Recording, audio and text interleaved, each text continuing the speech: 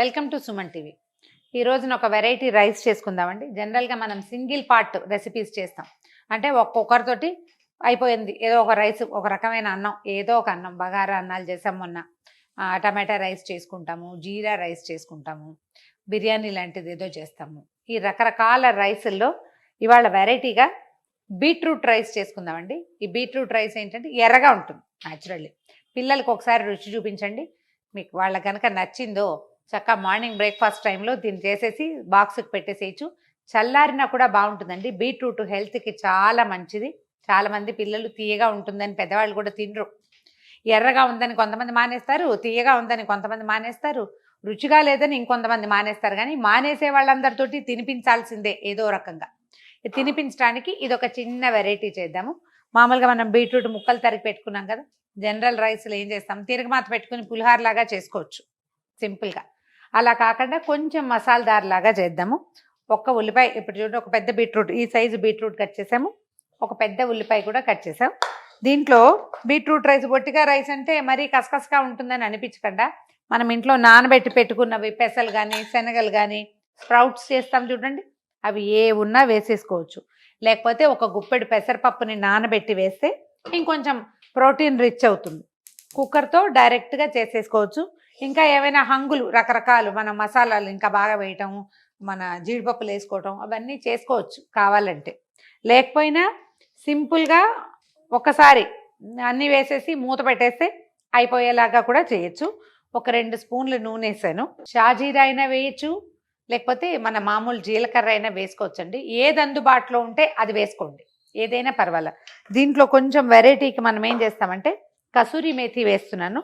పుదీనా కూడా వేసుకోవచ్చండి. పుదీనా వాసన విత్ బీట్రూట్ బాగుంటుంది. కసూరి మేథి విత్ బీట్రూట్ కూడా బాగుంటుంది. మెంతి వాసన బీట్రూట్కి ఒక కొత్త రుచిని తెస్తుంది. ఈసారి కసూరి మేథి తీసి పెట్టాను, మన దగ్గర ఉంటే సరే. లేకపోతే 2 గుప్పెళ్ళ పుదీనా వేసినా కూడా వాసన బాగుంటుంది. అంటే దీని తాలూకు ఒరిజినల్ ఏదు వాసన ఒకటి ఉంటుంది చూడండి, ఏ వాసన లేని ఒక విచిత్రమైన వాసన, అది లేకుండా ఉంటుంది అనమాట మనం ఏదైనా వేసుకుంటే. అల్లం వెల్లుల్లి పేస్ట్ వేయట్లేదండి ఇందులో. ఇవాళ నేను నానబెట్టిన మొలకబెట్టిన పెసలు ఉన్నాయి, ఇవి వేయదలుచుకున్నా. పెసలు పెసరపప్పు వేసేటప్పుడు ఖచ్చితంగా అల్లం వేయటం ప్రాక్టీస్ పెట్టుకోండి. పెసలు ఎందులో వేసినా కొంచెం అందులో అల్లం ఉండాలి, అప్పుడు డైజెషన్ బాగుంటుంది. ఒక చిన్న స్పూను షాజీరా వేస్తున్నాను. వేగాక ఒక 2 ఏలక్కాయలు, ఇది ఎక్కువ రైస్ చేయట్లేదు మనం, ఈ సైజు కప్పు రైస్ అనుకోండి, ఇంతే బియ్యము. ఓ 2-3 ఏలక్కాయలు, 2-3 లవంగాలు, కొంచెం దాల్చిన చెక్క, ఒక బిర్యానీ ఆకు కూడా వేస్తే వాసన బాగుంటుంది. కొద్దిగా మసాలాలు వేగనివ్వండి. దీంట్లో మనం కట్ చేసి పెట్టుకున్నాం అల్లం, చిన్న ముక్కలు చేశానండి. అల్లం వెల్లుల్లి పేస్ట్ మీ చాయిస్ అయితే వేసుకోండి. అన్నిట్లలో ఎందుకు వేయాలి అనిపిస్తుంది నాకు, అందుకు అవసరమైన వాటికి వేసుకుందాం, లేని వాటికి లేదని. అల్లం ముక్కలు వేగగానే కొంచెం ఉల్లిపాయలు వేసేసేయండి. ఓ 2-3 పచ్చిమిరపకాయలు కూడా వేసుకోవచ్చు. ఉల్లిపాయలు మనకి చూడండి బ్రౌన్గా వేగిపోయిన తర్వాత ఇందులో ఏం చేద్దాము, మనం మొలకలు ఉన్నాయి మన దగ్గర, ఒక గుప్పెడు వేసేద్దాం. తర్వాత ఈ బీట్రూట్ ముక్కలు కూడా వేద్దాం. శుభ్రంగా కడిగి చెక్కు తీసి బాగా చిన్న చిన్న ముక్కలు తరుక్కుంటే, చిన్న క్యూబ్సే తరిగాను చూడండి. కలిపేద్దాము. బియ్యం కూడా ఒక 10 నిమిషాల ముందు, మామూలు బియ్యమేనండి ఇవి, సోనా మసూరిని, నేనేమో బిర్యానీ రైస్తో చేయట్లేదు. ఇది నచ్చితే ఎప్పుడైనా ఒకసారి వెరైటీ రైస్ కింద మీరు బాస్మతి రైస్తో కూడా చేసుకోవచ్చు. బియ్యం కడిగి నీళ్ళు తీసేసి పెట్టాను. అయితే ఏం చేశానంటే కసూరి మేథిని ఎప్పుడు వాడినా డైరెక్ట్గా కవర్లోంచి ఇట్లా చల్లబోకండి. కసూరి మేథిలో ఇసుక ఉండేందుకు ఖచ్చితంగా అవకాశం ఉంటుంది. అందుకని ఏం చేయాలంటే దీన్ని ఒక్కసారి ఇట్లా నీటిలో వేసి, ఆకుకూర ఎట్లా జాడిస్తాం అట్లా జాడించి తీసి పెట్టుకోవాలి. తడి కసూరి మేథి వాసన రాదేమోనని అనుమానం పడకండి, చక్కగా వస్తుంది, వాసనకి అనుమానం ఏం లేదు. మీనా నిమ్మకాయ కట్ చేసి పెట్టు. ఉప్పు కూడా. మన ఉల్లిపాయల ముక్కలన్నీ కూడా చక్కగా పింకీగా మారిపోయినాయి. తర్వాత బియ్యం నానబెట్టి పెట్టుకున్నాం కదా, ఇవి వేసేది.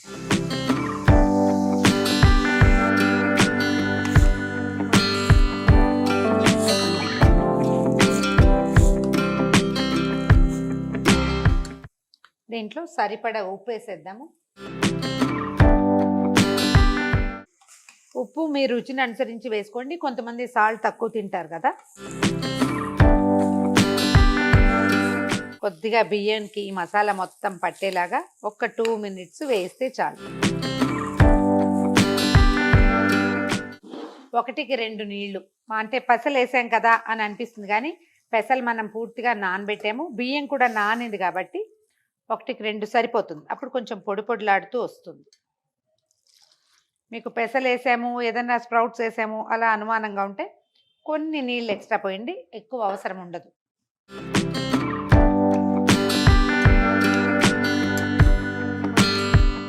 ఒక్క అరచెక్క నిమ్మ చెక్క పిండుతాను ఇందులో వేస్తే. ఒక స్పూన్ నెయ్యి కానీ కొంచెం బటర్ కానీ కూడా వేసుకోవచ్చు, మన చాయిస్ బట్టి. నేను ఆల్రెడీ నూనె ఎక్కువ వేసానని వేయట్లేదు. కొంచెం మీడియం ఫ్లేమ్లో పెట్టండి. కుక్కర్ మూత పెట్టేసేద్దాము. ఇది మనం ఇంత పెద్ద కుక్కర్ కూడా చేసుకోవచ్చు అండి. జస్ట్ ఇంగ్రీడియంట్స్ సైజులు పెంచుకోవాలంతే, చాలా బాగా వస్తుంది. సో మూత పెడదాం. కుక్కర్ స్టీమ్ వచ్చాక విజిల్ పెట్టడం, 2 విజిల్స్ వస్తే సరిపోతుంది. కుక్కర్ వెయిట్ పూర్తిగా చల్లారిపోయి అది అనంతగా వచ్చేదాకా మాత్రం తీయకండి, లేకపోతే రైస్ పూర్తిగా అవ్వనట్టుగా అయిపోతుంది. ఎంత బాగుందో, చాలా రెడ్గా ఏం లేదు చూడండి, కొంచెం పింకిష్గా ఉందంతే.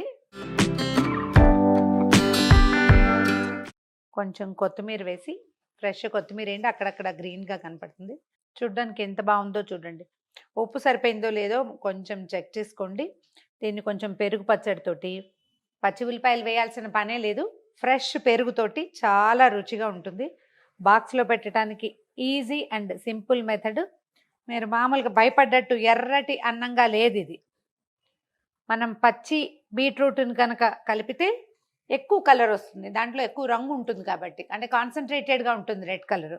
మనం ఉడికిన తర్వాత ఆ కాన్సన్ట్రేషన్ తగ్గిపోతుంది, అక్కడక్కడ పింక్ ముక్కలు మాత్రం కనిపిస్తున్నాయి. చూడండి ఎంత బాగుందో చూడడానికి. గుమగుమలాడుతున్న బీట్ రైస్ మీకు ఎలా కావాలంటే అలా చేసుకోండి. దీన్ని కొత్తిమీరతోటి చేయొచ్చు, కరివేపాకుతో చేయొచ్చు, పుదీనాతో చేయొచ్చు.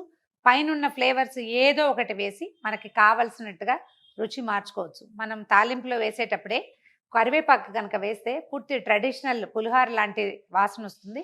ట్రై చేసి చూడండి, ఎలా కుదిరితే అట్లా చేసుకోవచ్చు. 1 పార్ట్ రెసిపీస్లో దీన్ని కూడా భాగంగా చేసుకుంటే మార్నింగ్ బ్రేక్ఫాస్ట్ కానీ నైట్ టైం 1 పార్ట్ రెసిపీగా కూడా దీన్ని వాడుకోవచ్చు. ఐరన్ రిచ్ ఫుడ్ కాబట్టి ఎక్కువ ఆరోగ్యకరం కూడా, అంటే ఏదో సాదాగా చేయలేదు కదా, మనం ఇందులో పెసలు కూడా వేసాం, దానివల్ల ఇంకా కొంచెం ప్రోటీన్ రిచ్గా కూడా అవుతుంది. ట్రై చేసి చూడండి. ఈ వీడియో కనుక మీకు నచ్చినట్లయితే లైక్ చేయండి, షేర్ చేయండి. మరిన్ని ఇంట్రెస్టింగ్ వీడియోల కోసం సుమన్ టీవీకి సబ్స్క్రైబ్ చేసుకోండి.